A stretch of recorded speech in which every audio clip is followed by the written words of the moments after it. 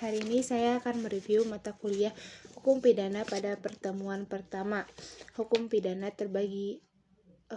terbagi dua, yaitu ada hukum publik dan hukum private. Hukum publik atau public law yaitu aturan hukum yang mengatur kepentingan umum akan aturan yang mengatur hubungan-hubungan antara perorangan dengan negara, atau hukum pidana, negara dengan alat-alat perlengkapannya. Ada juga negara yang satu dengan negara yang lain, yaitu hukum internasional, dan ada juga hukum yang memuat peraturan-peraturan mengenai segala tugas kewajiban para pejabat negara, atau hukum tata usaha negara. Kemudian ada hukum private atau hukum private law.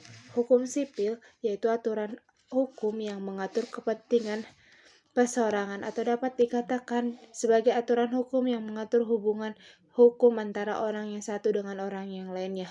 Hukum pidana atau strafrecht adalah hukum publik yang mengatur hubungan hukum antara individual atau perseorangan dengan negara.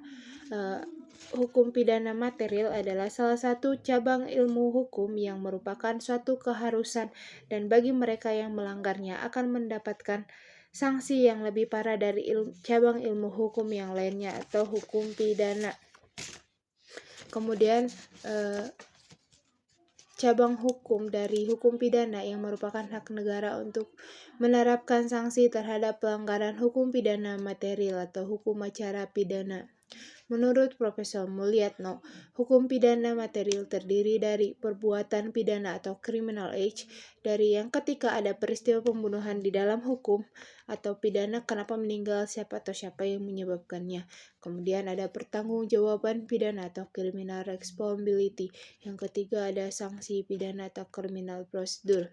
Kemudian perbuatan pidana dapat menyangkut asas legalitas, sedangkan pertanggungjawaban pidana berhubungan dengan orang yang dengan asas kesalahan.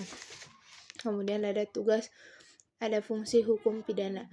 Fungsi umum, mengatur hidup masyarakat atau menyelenggarakan tata dalam masyarakat.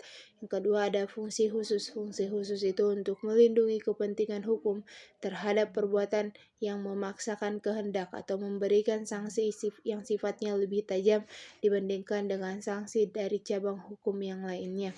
Kemudian sanksi merupakan ultimum remedium atau sanksi terakhir atau obat terakhir apabila sanksi terakhir tidak dapat ditetapkan, atau sanksi terakhir atau obat terakhir sebagai pedang bermata dua bagai mengiris daging sendiri. Terima kasih.